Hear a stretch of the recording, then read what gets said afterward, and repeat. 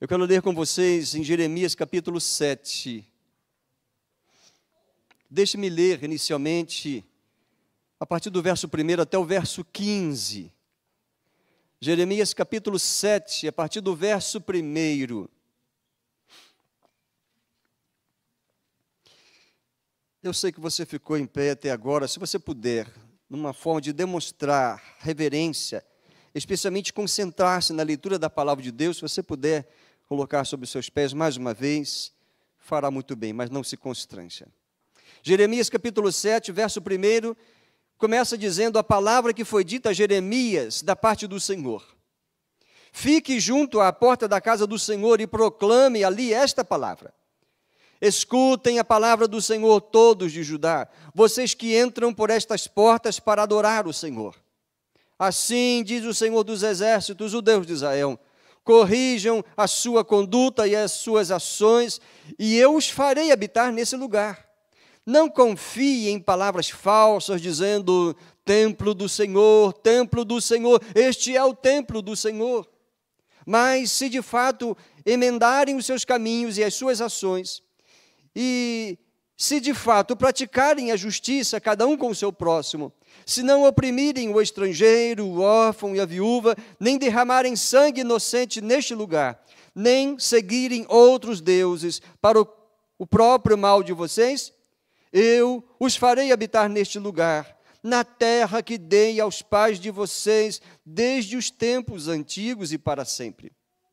Eis que vocês confiam em palavras falsas, que não servem para nada.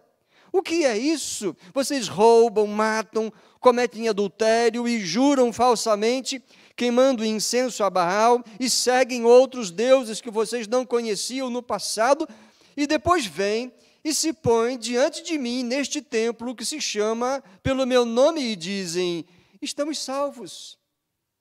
Sim, só para continuarem a praticar essas abominações. Será que este templo que se chama pelo meu nome é um covil de salteadores aos olhos de vocês? Eis que eu mesmo vi isso, diz o Senhor. Mas vão agora ao meu lugar que estava em Siló, onde no princípio fiz habitar o meu nome, e vejam o que lhe fiz, por causa da maldade do meu povo de Israel. Agora, visto que vocês fazem todas estas obras, diz o Senhor, e eu falei muitas e muitas vezes, mas vocês não me ouviram, chamei, mas vocês não me responderam, farei também com este templo, que se chama pelo meu nome, no qual vocês confiam, e com este lugar que dei a vocês e aos seus pais, o mesmo que fiz com Siló. Vou expulsar vocês da minha presença, como expulsei todos os seus irmãos, toda a posteridade de Efraim. Deus nos abençoe. Ó Deus, tua palavra é verdade e poderosa. Que ela seja agora como espelho, que ela mostre verdadeiramente o nosso coração, mas que ela também seja luz, que mostre o Senhor, a beleza do Senhor, a santidade do Senhor, a vontade do Senhor. Ó Pai, cantamos aqui acerca do Senhor, e do amor do Senhor, e do perdão do Senhor. Que a santidade do Senhor nos leve ao quebrantamento, e que o amor do Senhor nos constranja, a ponto de vivermos de tal forma que o Senhor tenha prazer em nós, de que o Senhor seja reconhecido por meio da nossa vida por outros, de que basta-nos o Senhor, o amor do Senhor, o perdão do Senhor, e que a felicidade está em vivermos com o Senhor e para o Senhor. Obrigado pela tua palavra e pelo teu Espírito que nos ilumina nesta hora. Oramos em nome de Jesus. Amém, amém. Assente-se. Que texto forte. Depois de cânticos que até nos emocionaram, eu tenho certeza, eu acho que não fui só aquele que cantou com o coração e quebrantado diante do Senhor. E após lermos esse texto, de fato, a gente não pode ficar passivo. Eu desejo muito que você esteja aberto para meditar na palavra de Deus, você que está aqui, você que está também na transmissão. Aproveito e faço uma ênfase. Acredito que o seu Mauro esteja nessa transmissão. Nosso abraço, uma feliz restauração das forças depois de um tempo de hospital, voltando para casa.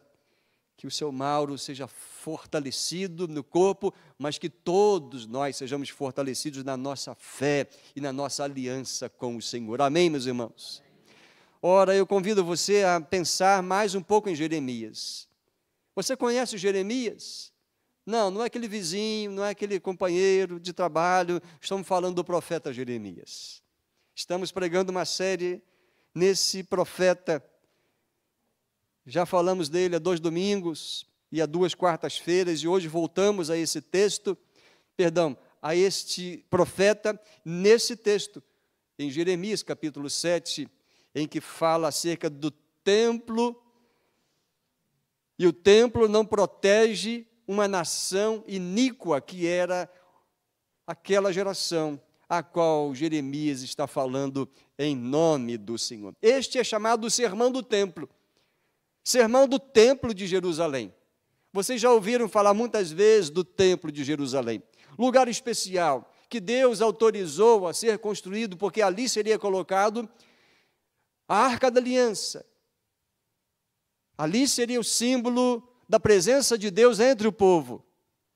Uma coisa muito especial e abençoadora para os tementes ao Senhor naquela ocasião.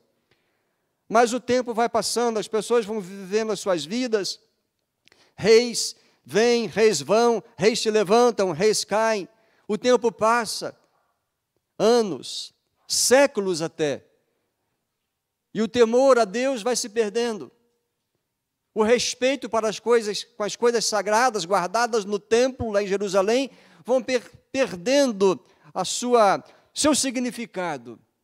O povo vai se comportando de uma forma muito mecânica e fria, e vão achando que a espiritualidade se resume em cumprir datas, em ritos, e levar algum sacrifício, fazer algumas orações, algum jejum, mas nada com quebrantamento, com lágrimas, mas uma coisa muito e muito mecânica. É isso que está sendo denunciado aqui. E outras coisas muito piores que nós vamos enfatizar aqui nesta noite. Então, este é o sermão do templo, o sermão de Jeremias, proferido no templo. Ficou claro no verso 2 que Deus disse: Jeremias, vai ao templo e anuncia isso aqui à porta do templo, para que aqueles que vão estar ali, talvez uma das festas do povo de Israel, aqueles que vão se apresentar ali para levar algum sacrifício, fazer as suas ofertas, oferendas ao Senhor, conforme a lei manda, diga para eles o que eu estou avisando. Então, assim Jeremias fez. O livro do profeta Jeremias tem 14 mensagens de Deus, essa é a terceira. E que tem um peso muito grande, tem uma ênfase que de fato me abala quando eu leio. Se eu estivesse na pele de Jeremias, no lugar dele, eu estremeceria dizer tais palavras. A bem da verdade, Jeremias não é melhor que ninguém. Ele é um pecador também, mas ele não pratica esse tipo de pecaminosidade que o seu povo está praticando e sobre o qual o Senhor diz que vai ter juízo se não se arrependerem. Eu destaco o verso 4. Quando o Senhor Deus diz a eles: não confie em palavras falsas. E em que está sendo enfatizado essa questão de palavras falsas? Porque eles diziam: templo maravilhoso, esse templo do Senhor, mas estar no templo do Senhor não garante nada. Estar no templo do Senhor, onde está a Arca da Aliança, onde está a presença do Senhor, mas está ali sem temor, está ali sem consciência, sem coração, sem amor, sem arrependimento, não adianta nada, não vai haver defesa, proteção alguma. O que pode acontecer é o contrário, é haver reprovação de Deus. E quem é que pode nos defender diante de Deus? Se estamos nessa condição. Em resumo, o verso 4 enfatiza o pensamento e a prática daqueles. Eles pensavam que a presença do templo, centro da nação, na capital do povo de Deus, eles pensavam que a presença do templo lhes dava segurança e proteção do Senhor. Mas estar num lugar não significa que estar ali é estar aprovado, é estar protegido por Deus verdadeiramente. Porque Deus não se prende em lugares, em paredes, atrás de cortinas, em uma arca. Deus não se prende a coisa alguma, em lugar nenhum, porque Ele se basta, Ele sempre existiu, e Ele nos mostra que nós é que dependemos dEle, e estar na presença dEle é algo que Ele nos permite com graça e bondade. Não devemos estar de qualquer maneira, sem consciência de quem Ele é e quem nós somos. Então, o contexto desse capítulo 7, meus queridos irmãos de Jeremias, é que o povo de Judá praticava uma religião formal. Você já entende o que é isso, né? Fazer as coisas irrefletidamente, mecanicamente, fazer as coisas por fazer, porque sempre fizeram, os pais fizeram, os avós fizeram, os antigos fizeram. Uma religião formal era o que eles praticavam. O templo era como um amuleto, pois guardava a arca da aliança, que era o símbolo da presença de Deus entre o seu povo. Mas o templo não é um amuleto, nem aquele de Jerusalém, nem este no qual estamos, ou qualquer outro templo em qualquer lugar do mundo. Templo é apenas uma construção.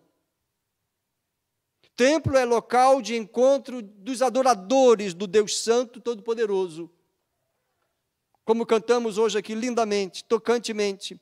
Templo é lugar para esse encontro dos adoradores. Templo não é covil. A expressão aparece em algum momento no texto, e é inclusive uma denúncia de Deus: por acaso a minha casa se transformou num covil de pecadores? Coisa que o Senhor Jesus, inclusive, denuncia.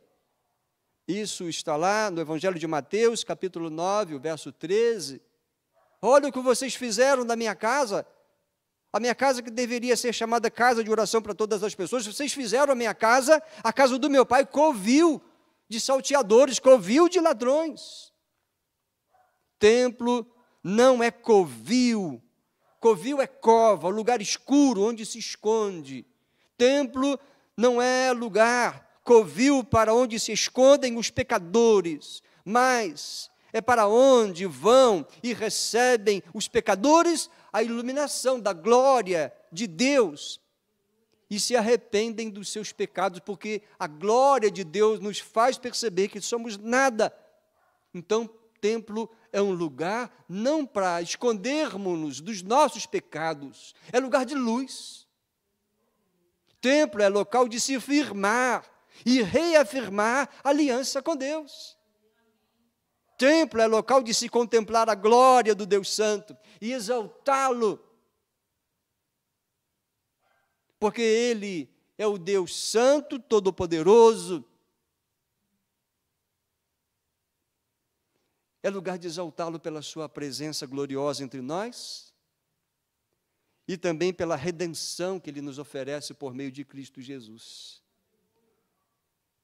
Se não contemplarmos o Deus que aqui louvamos e adoramos, se aqui vimos e viemos sem contemplar que a razão de estarmos aqui é esse Deus Santo, não vai haver sentido naquilo que vamos fazer aqui.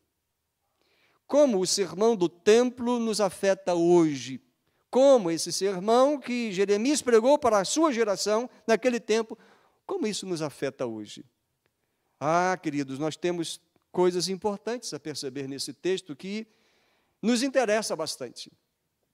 É preciso que pensemos em um tipo de auto-engano. Existe um tipo de auto-engano. Vocês conhecem, já ouviram aquele ditado: o pior cego é aquele que não quer ver, não quer enxergar. Veja, o texto está dizendo que Deus mandou Jeremias. Jeremias vai, ele prega 14 mensagens da parte de Deus. E sabe o que acontece? O povo acha, não, Jeremias, você está sendo muito pessimista? Você está proclamando o caos, a catástrofe? Inclusive, quando ele repete e insiste em pregar o que Deus mandou, eles falam, para com isso, você vai ser preso. E foi preso depois desse sermão aqui. Deus fala, avisa, manda recados. Olha, vem uma panela quente do norte, falando da Babilônia que está chegando com o seu poder destruidor, arrasador. Deus está dizendo, vem um juízo. Se vocês não se emendarem, esse juízo vai cair sobre vocês. Já caiu sobre outros povos ao redor de vocês. Lembram-se da sua irmã, Reino do Norte, Israel? Olha, a Assíria veio com esse mesmo poder destruidor e arrasou com a irmã de vocês. E agora, vem sobre vocês. Arrependam-se. O que adianta vocês virem ao meu templo e se encantarem e dizer, templo do Senhor é esse, mas seus corações estão tomados por pecado, suas consciências não ardem, fazem coisas abomináveis e se apresentam diante de mim como se tudo estivesse certo, inclusive com corações divididos. Vocês sobem os montes e lá fazem oferendas às outras divindades. Vocês fazem injustiças com os pobres, os estrangeiros, os órfãos. E muitos de vocês praticam abominações, como além de fazer oferendas às divindades pagãs, vocês oferecem suas criancinhas em sacrifício a eles, e depois vêm se abrigar em meu templo e dizer, templo do Senhor. Vejam que denúncia forte, meus queridos irmãos. Esse sermão do templo deveria impactar e mudar a história daquela geração, mas não foi o que aconteceu. É preciso, então, que nós pensemos num tipo de auto-engano. É o que esses estão demonstrando, o auto-engano. Assim vivia o povo da época de Jeremias. A vida social e política deles era intrinsecamente ligada à vida religiosa. Sempre foi assim com o povo de Israel. No plano de Deus deveria ser teocracia, governo de Deus. Mas houve um momento que eles disseram, não, nós queremos ser como as outras nações, queremos ter um rei. E Deus disse, se vocês querem. Mas olha, vocês vão em algum momento ter que entregar os seus filhos para lutarem as guerras, entregar as suas filhas para serem escravas. Vocês terão que trabalhar duro para manter o luxo dos seus reis. Deus disse para o rei e depois para os outros, valeria para os outros, né? O rei, você não pode ter muito exército, muito cavalo, você não pode juntar muito tesouro, porque você vai descer. Mas foi o contrário que fizeram. Deixaram o governo de Deus para se autogovernarem ou se iludirem com um rei forte, bonito, um exército, uma cidade inexpugnável, aparentemente, um templo maravilhoso e dentro do templo a arca do Senhor. Olha, Deus está entre nós, nada pode nos acontecer. Auto-engano. Se nós não fizermos do nosso coração o verdadeiro templo do Senhor e não tratarmos o nosso templo com santidade, com temor, e não vivemos no temor de Deus, não vai haver lugar onde vamos encontrar abrigo, segurança e paz. Deus lhes mandara muitos profetas para lhes fazer enxergar os desvios e chamá-los ao arrependimento e voltar o coração para Ele. Mas assim como aqueles no passado, Deus também, através dos tempos, tem levantado muitos para anunciar essa mesma mensagem. Ele veio pessoalmente em Jesus, depois de Jesus cumprir o plano da redenção, com sacrifício, morte e ressurreição e glorificação, Ele nos mandou pregar este evangelho. Hoje há muitos templos cheios,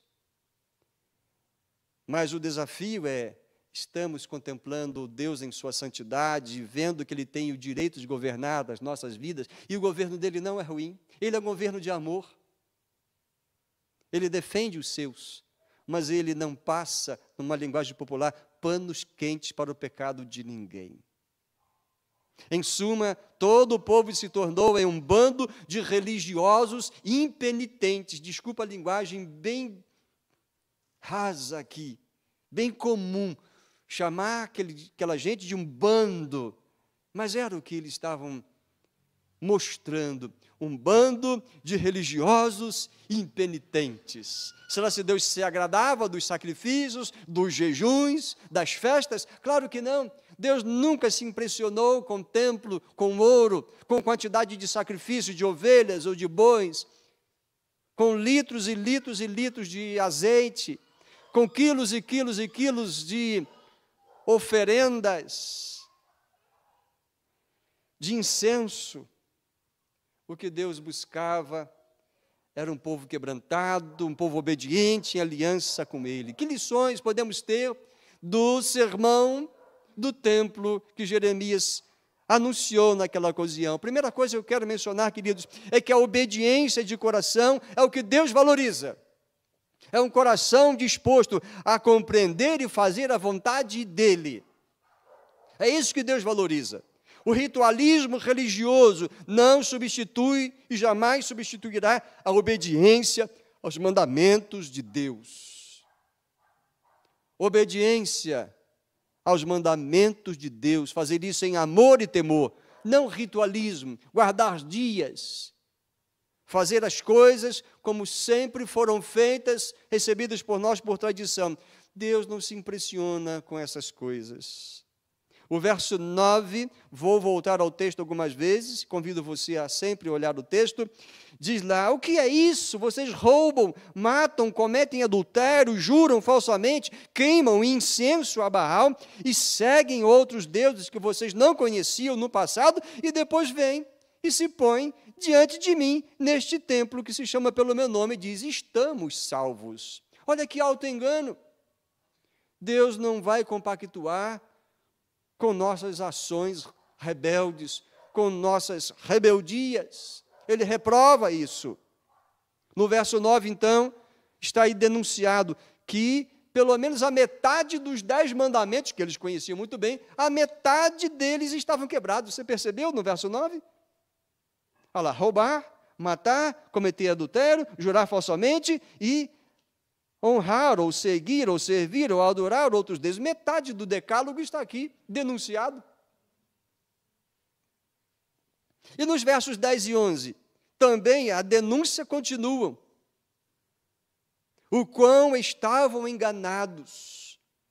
Os ajuntamentos eram desprezados por Deus, eram desprezíveis. O que faziam quando iam ao templo?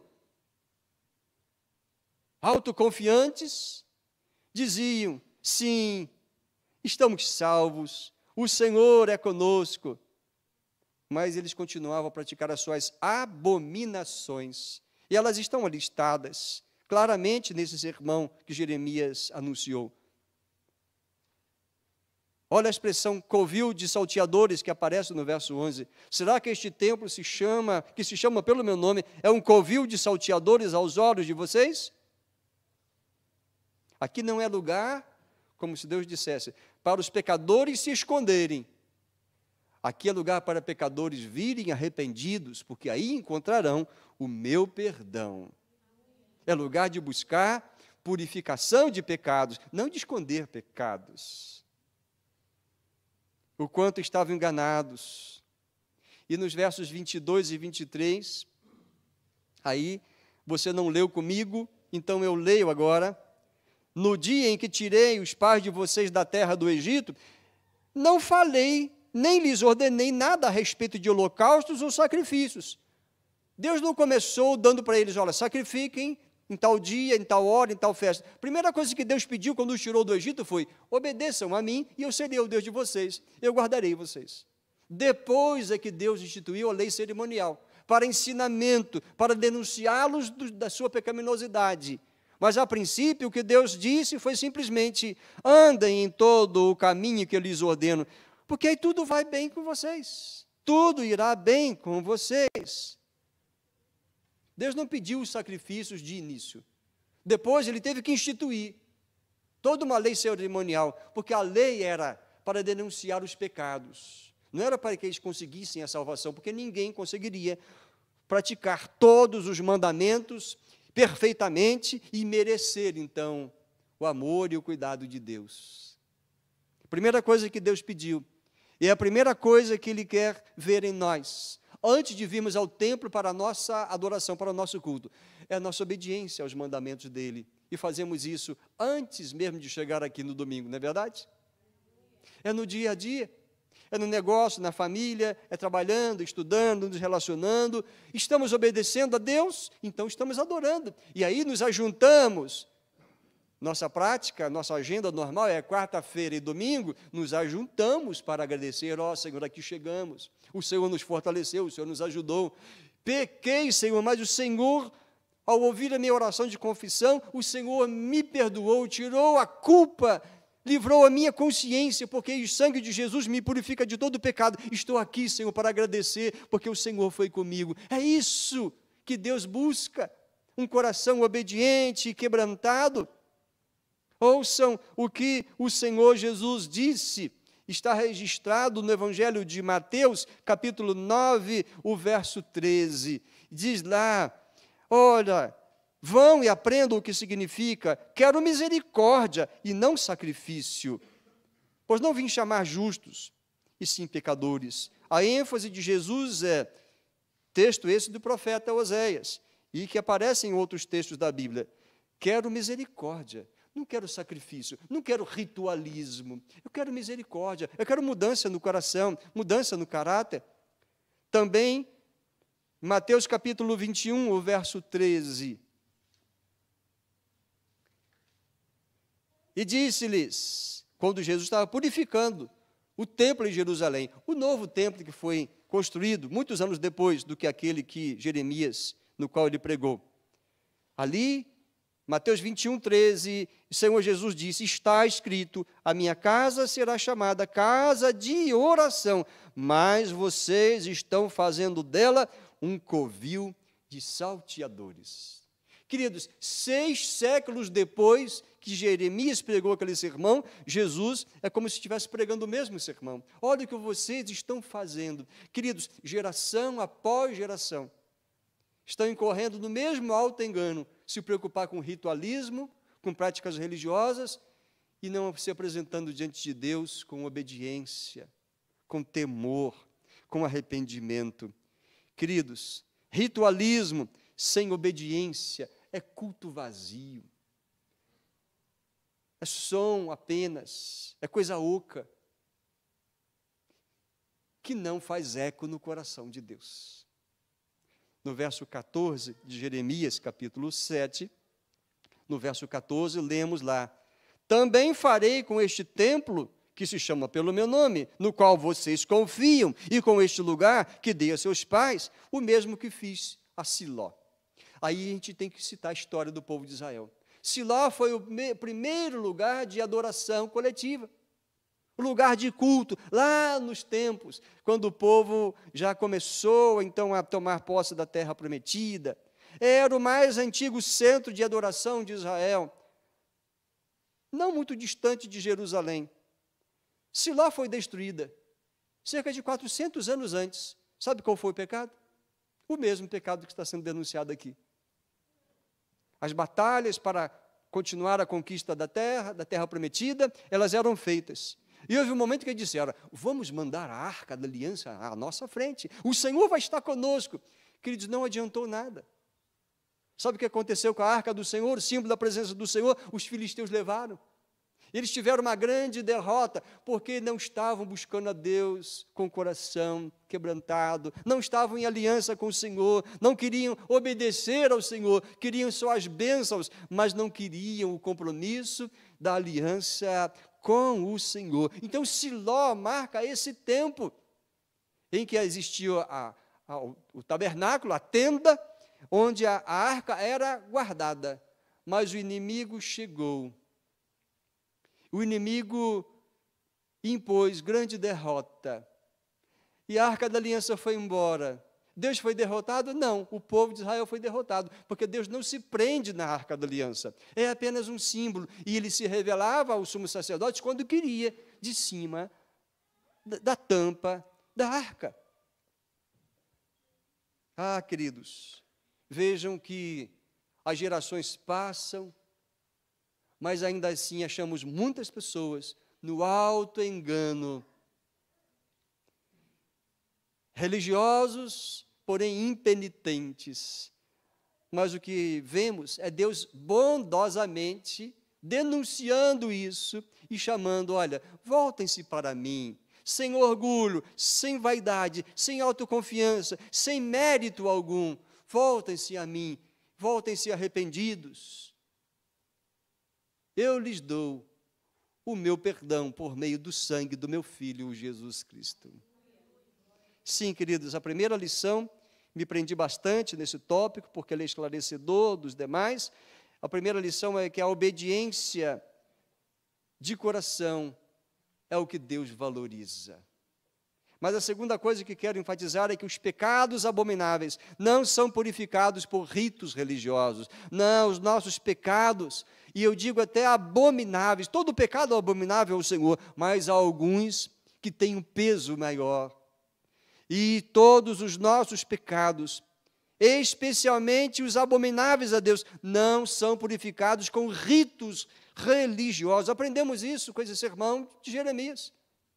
Sem arrependimento não há purificação. Ritos, sacrifícios, autossacrifícios, cultos formais e mecânicos não podem lavar pecados. A lista resumida dos pecados está aí no verso 6, que já mencionamos. Havia lá órfãos e viúvas e estrangeiros oprimidos, sangue inocente derramado, injustiças. E aqui implica, queridos, está aqui junto dessa denúncia, os cultos pagãos nos quais criancinhas eram sacrificadas. Além das questões morais e sociais reprovadas por Deus, a idolatria pagã, está no verso 6, mas está no verso 9 também. A parte B do verso, queimam incenso a Baal, seguem outros deuses. Vocês não conheciam esses deuses no passado? Eu era o único Deus conhecido por vocês, porque eu me revelei a vocês, mas vocês se misturaram com os outros povos. Olha o que vocês estão fazendo.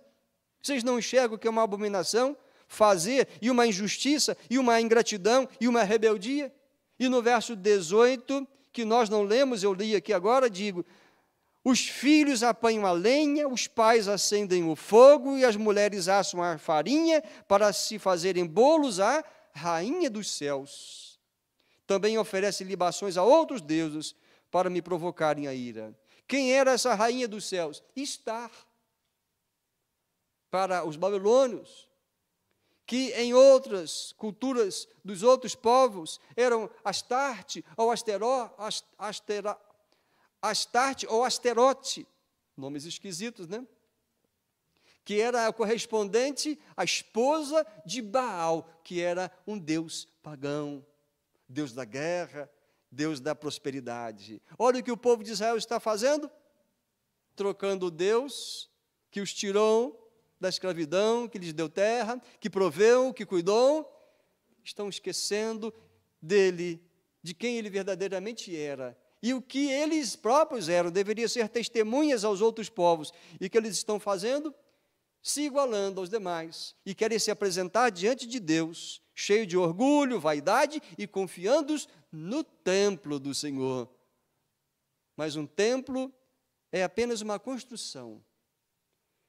Não é à toa que no Novo Testamento, agora, o templo no qual Deus habita é a vida, o coração daquele que recebe Jesus. A coisa mudou e tem uma outra afetação, mas o princípio é o mesmo. Neste templo, neste seu templo, que é o seu corpo, que você obedeça ao Senhor, que você leve ao Senhor o seu culto pessoal com uma vida santa, pura, porque Ele se agrada disto.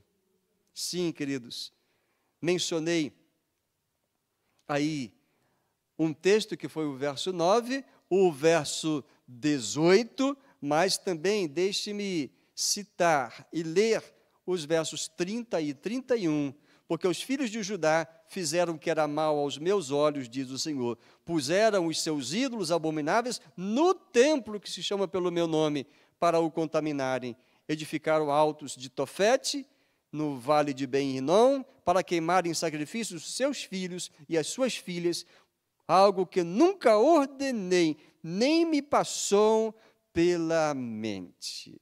Aqui cita lugares pontuais em Jerusalém, um lugar que depois veio a se transformar num lixo da cidade, mas que antes era um lugar de sacrifícios. E a expressão que aparece aí, tofete, uma palavra que faz nos lembrar, querido, de tambor, que eram usados naqueles lugares, especialmente esse que é mencionado aí junto a Jerusalém, do lado de fora, no vale de Ben-Hinom. Tofete lembra da raiz da expressão tambores, que eram batidos, sons altos, para tampar os gritos das criancinhas que eram oferecidas. Como é que esse povo pode se apresentar diante de Deus, do templo, e dizer, templo do Senhor? Como se ali não tivesse os olhos de Deus, e se o juízo de Deus não poderia descer e arder sobre todos os impenitentes. Então, não basta ser religioso, ritualista, purificação de pecados, não se consegue com rituais, mas é só com arrependimento, confissão e fé no sangue de Jesus. Sim, queridos, em resumo, o que acontecia? Assassínios judiciais, conforme um comentarista disse, ataques violentos a inocentes e aos profetas de Deus, e aberrações, idólatras, de até sacrificar vidas a uma divindade chamada Moloque. Um Deus falso, uma entidade maligna, disfarçada e que prendia muitas pessoas. Que coisas tão sérias como essas poderiam ser cobertas e perdoadas por um simples ritual, sem arrependimento? Não haveria como haver purificação para tais coisas. Deus não poderia se agradar de cultos sem mudança de mente e coração. Mas eu quero trazer, em terceiro e último lugar, uma outra lição. É que a transformação moral é prova do temor a Deus e da mudança no coração. Transformação moral. O nosso eu verdadeiramente transformado vai ser visto no nosso comportamento, no nosso relacionamento com as pessoas, como caminhamos, como vivemos. É assim que demonstramos que de fato tememos a Deus, e esta é a essência da verdadeira adoração. Voltando sempre aos textos, nos versos 5 e 6, Deus diz, se de fato emendarem os seus caminhos e as suas ações, se de fato praticarem a justiça, cada um com o seu próximo, se não oprimirem o estrangeiro, o órfão e a viúva, nem derramarem sangue inocente neste lugar, nem servirem outros deuses para o próprio mal de vocês, então eu os abençoarei. Eu aprovarei vocês. Compare esse texto com Oséias 4, 1 e 2. O que Deus espera? Filhos de Israel, escutem a palavra do Senhor, porque o Senhor tem uma controvérsia com os moradores da terra, não era só com o povo de Israel. Ele diz, não há verdade, nem amor, nem conhecimento de Deus na terra, mas apenas juramento falso, mentira e assassinato, roubo e adultério, a violência e homicídios sobre homicídios. Olha só que resumo. E sabe que isso aqui foi anunciado pelo profeta Oséias 200 anos antes de Jeremias? A coisa é a mesma em todos os lugares. Acontece que é o auto-engano, as pessoas se abrigam, querem amenizar a sua consciência com rituais. Mas volto a dizer, isso não impressiona a Deus. Comparando agora com Miqueias, capítulo 6, o verso 8, Ele já mostrou a você o que é bom. O que o Senhor pede de você? Que pratique a justiça, ame a misericórdia e ande humildemente com o seu Deus. Outros profetas, em tempos diferentes, mas falando da mesma coisa. o problema do auto-engano, dos religiosos impenitentes. Cito 2 textos, agora em Provérbios, capítulo 15, o verso 8. O Senhor detesta o sacrifício dos ímpios, mas a oração dos retos é o seu prazer. Então, Deus tem mais prazer nas orações dos fiéis e obedientes do que nos ritos e rituais, coisas caras, cheias de opulência e glamour. Deus olha para um coração quebrantado, uma oração humilde e sincera. Também Provérbios, capítulo 21, o verso 3. Fazer justiça e julgar com retidão é mais aceitável ao Senhor do que oferecer sacrifícios. Fazer justiça e julgar com retidão. Isso não é só para os magistrados, isso é também para cada um de nós. Promover a justiça. Ajudar os necessitados. Fazer isso sem negociação com Deus. Enquanto fui à padaria comprar algumas coisas, tinha lá uma pessoa muito mal cheirosa, suja, mas muito simples. De vez em quando ele até interage com a gente com um sorriso, mostra simpatia. Ele havia ganho 2 pães secos e um cafezinho quente. Ele falou, pode comprar um refrigerante? Eu falei, mas você tem um café, mas com esse calor. Eu falei, eu vou comprar um refrigerante geladinho. Eu falei, mas você vai tomar o café, não vai jogar fora. Não, eu vou esperar ele esfriar. E fiquei pensando, não estou me elogiando com isso, porque antes de mim passaram 2 ou 3 pessoas, o ignoraram, alguns fizeram até uma cara um tanto de desprezo, mas alguém antes de mim já se solidarizou, e lá estava ele, humilde, sentado, esperando o cafezinho dele esfriar, do lado de fora. Ele me pediu, eu argumentei com ele, ele me respondeu, me convenceu. Falei, vamos ajudá-lo, mas ele não precisava estar naquela situação.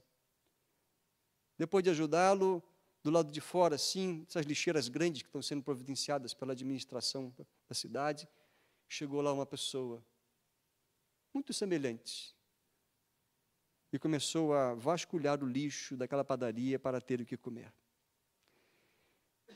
Saí dali pensativo, fiquei pensando, deveria voltar lá e conversar com aquela pessoa, por que estava ali assim? E me olhava assim, desconfiada, e olhava, viu que eu ajudei aquele moço. Na verdade, eu estava sem dinheiro, mas hoje o cartão a gente resolve muita coisa, né? Fiquei pensando, por que essas pessoas estão nessa situação, né?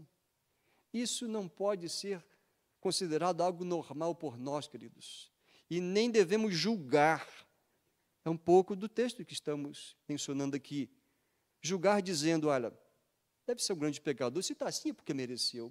Nós não sabemos a história de ninguém. Não estou dizendo que temos que ajudar todo mundo que a gente encontrar na rua, mas devemos ser mais sensíveis e prontos, porque às vezes o nosso julgamento nos impede de ajudar a pessoa porque nos achamos melhores. Fiquei bem incomodado. Talvez Deus estivesse falando comigo e eu não ouvi claramente. Vale, volta aquela segunda pessoa. E me deu muita vontade. É provável que eu faça isso, se encontrar e perguntar, qual é a sua história? Por que você está assim, vasculhando lixo, uma pessoa saudável, relativamente nova? Que coisa, queridos. O mundo está assim, muita religiosidade, mas também muita impenitência. Falta sensibilidade. E o Senhor deixou claramente entendido o que Ele espera de nós. O perdoado, consciente, o que ele faz? O alcançado pela graça de Deus, o que ele faz? Ele, consciente e grato, ele vai ao templo. Porque ele já foi assim abençoado, ele já foi perdoado, então ele vai ao templo e une-se aos demais, e ali ele consagra a sua vida ao Deus santo e amoroso, e para lá ele volta, constantemente, para reconsagrar-se e para agradecer, afinal, o Deus que perdoa e salva merece ser exaltado. É o que fazemos aqui. Você veio para buscar uma bênção? Talvez Deus tenha uma bênção para você, sim, mas razão que deve nos trazer aqui é porque Ele já nos abençoou, nos perdoou, Ele tem cuidado de nós, então a gente se ajunta, a gente exalta o nome do Senhor, a gente é agradecido, a gente sai daqui, então, dispostos a continuar em adoração, vivendo consagradamente, lutando contra os nossos pecados. Eis uma lição importante que o sermão do templo de Jeremias nos ensina. O auto-engano dos religiosos e penitentes precisa passar pelo autoexame, para ver a sua conduta moral e corrigir as suas ações, antes de pensar em adorar a Deus no templo, olhar para si e procurar responder, mas eu estou obedecendo a Deus em tudo que Ele pede? Vejam, queridos, nessa minha conclusão, eu fiz uma comparação aqui, Jeremias 7,4, templo do Senhor, templo do Senhor, templo do Senhor, diziam eles. Mas Jeremias 22, 29, diz lá, ó terra, terra, terra, não pode rir não, viu? Ouça a palavra do Senhor. Isso aqui virou meme. Mas a gente não pode tratar a mensagem que aqui está como um meme. Você já ouviu, você já deve ter visto esse videozinho, já? Uma pessoa simples, que leu esse texto e foi embora, mas alguém filmou, e a pessoa percebeu e riu e tal, mas aquela pessoa simples estava comunicando uma grande verdade, um chamamento urgente. Ó terra, terra, terra, ouça a palavra do Senhor. O quanto as pessoas precisam levar Deus a sério, mais a sério. Sabe por quê? Porque Isaías capítulo 6, o verso 3 diz, santo, santo, santo é o Deus Todo-Poderoso, ou é o Senhor dos exércitos. Ah, queridos, o Deus Santo nos observa. Que não sejamos simplesmente religiosos, mas que sejamos adoradores o tempo todo, em todo lugar. Então eu digo nesse momento final, aplicando o sermão do templo que Jeremias pregou, dizendo, baseado no verso 3, avalie os seus caminhos e os seus hábitos, aqui chamado de obras, e corrija o que não está conforme os mandamentos de Deus. Foi assim que começou o sermão de Jeremias. Corrijam a sua conduta e suas ações, porque se assim acontecer, diz o Senhor, eu os faria habitar neste lugar. Deus abençoaria Jerusalém, Judá abençoaria o povo de Deus. Cabe para nós, avalie os seus caminhos e suas obras, o seu proceder. Você está obediente aos mandamentos de Deus? Outra coisa, busque a Deus. Faça isso não só no domingo, faça isso não só uma ou duas vezes na semana, faça isso o tempo todo. Eu sei que é um tanto desafiador, então que consegue fazer isso fácil. Eu estou percebendo que eu tenho essa dificuldade. Eu estou fazendo caminhada agora, segunda a sexta, estou muito feliz comigo mesmo, mas eu estou tentando fazer a caminhada e orando. Mas quando eu me vejo, peraí, eu estava falando com o Senhor, alguma coisa distraiu, né? É uma boa coisa você fazer, mas tenha disciplina para você buscar a Deus intencionalmente, num lugar calmo, talvez no seu quarto, na varanda, em algum lugar. Busque a Deus, mas não só para falar com Ele, mas para que Ele fale ao seu coração. Por isso, nós sempre enfatizamos, leia a palavra de Deus, ouça os mandamentos de Deus, para praticá-los com temor e amor. Vou fazer isso porque Deus me ama, Ele quer o meu bem. Por mais difícil, por mais que a minha carne diga, não, eu vou fazer. Você tem essa intenção no seu coração? Você busca a Deus assim? Esse é o princípio da adoração que Deus quer. Buscá-lo para obedecê-lo, não pelas bênçãos dEle. E conforme o verso 24, cuide para não ser teimoso, não ter um coração torcido e obstinado. Cuidado para o seu coração não viver contrariando os mandamentos de Deus. O verso 24 fala, eles não quiseram ouvir, nem atenderam, porém andaram nos seus próprios conselhos e na dureza do seu coração maligno. Essa expressão dureza do seu coração maligno é andar com seus corações torcidos. Ficam fazendo força para não obedecer a Deus. E eu digo para você, não seja teimoso. O que Deus diz em sua palavra, faça. Não seja obstinado. em não praticar os ensinos do Senhor. O andar pecaminoso não é coberto por uma vida religiosa, nem uma prática de frequentar um templo. O andar pecaminoso tem que ser levado ao Senhor com arrependimento e dizer: Senhor, tem misericórdia de mim, miserável homem que sou, conforme orou Paulo e também aquele outro que se apresentou no templo junto de um religioso. Ele orava dizendo: ó Deus, sê propício a mim, pecador. Então não se engane, ninguém pode se tornar justo diante de Deus e ser merecedor de sua graça. O único caminho é aceitar o perdão de Deus e a restauração que Ele concede por meio de Jesus. Eis o sermão do templo, mas a resposta é individual. Convido você à oração nesse momento, em resposta a Deus. Ó Deus, agradecidos somos por esta noite, podemos estar neste lugar de encontro, de adoradores, de pregação do Evangelho, de compromisso com a verdade da Tua palavra. Senhor, perdoe os nossos pecados. Ajude-nos para que no passar do tempo, das semanas, dos meses e anos, não nos acomodemos com a coisa religiosa, com as práticas que nos acostumamos a fazer ou recebemos de herança dos que nos antecederam. Ó Deus, ajude-nos a fim de que sejamos verdadeiros adoradores do Senhor, com vida transformada, moral conforme a beleza de Jesus. Abençoe os meus irmãos e a todos nós, que o Senhor nos permita, ao sair daqui, ter sempre a visão correta do Senhor, o Deus glorioso e santo, a visão amorosa de Jesus, que morreu em nossos pecados, e a sensibilidade para o Espírito Santo agir em nós, moldar-nos e usar-nos conforme o Senhor deseja, servindo no Teu reino. Ajuda cada um aqui que está lutando, ajuda cada um aqui a decisão que deve estar tomando de ter uma vida mais autêntica como verdadeiro adorador do Senhor e não vivendo o alto engano de um religioso, porém impenitente. Tem misericórdia de nós. Oramos em nome de Jesus. Amém.